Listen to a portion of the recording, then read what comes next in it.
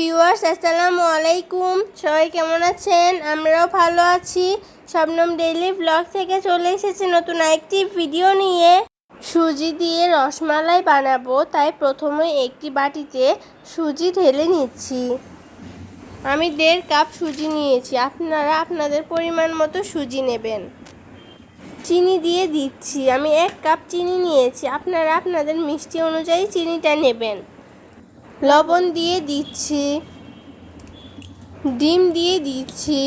আমি 2টা ডিম ব্যবহার করেছি, আপনারা আপনাদের পরিমাণ মতো ডিম নেবেন। সবগুলো উপকরণ মাখিয়ে 1 ঘন্টার জন্য রেস্টে রেখে দিব। সুজির মিশ্রণটি রেস্টে রেখে একটি চুলায় 1 লিটার দুধ বসিয়ে দিয়েছি।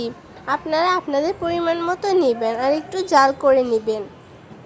চিনি দিয়ে দিচ্ছি, চিনি দিয়ে দুধটা একটু ঘন করে জাল দিয়ে নেব। জাল দিয়ে নেওয়ার পর দুধটা ঠান্ডা করে নেব। এখন একটি চুলায় কড়াই বসিয়ে তাতে তেল দিয়ে দিচ্ছি। তেলটা গরম হয়ে যাওয়ার পর সুজির মিশ্রণগুলো দিয়ে দিচ্ছি। সুজির মিশ্রণটি দিয়ে পিঠা বানিয়ে নিচ্ছি। পিঠাগুলো ভাজি হয়ে গেছে। জাল করে রাখা দুধটি একটি বাটিতে ঢেলে নিয়েছি। এখন ভেজে রাখা বড়াগুলো দিয়ে দিচ্ছি।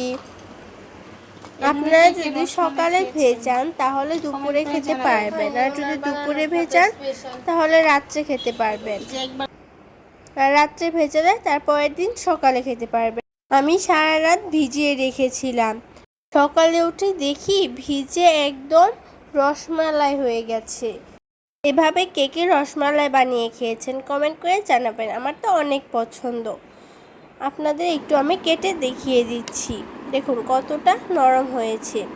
সবাইকে অনেক ধন্যবাদ ভিডিওটা শেষ পর্যন্ত দেখার জন্য।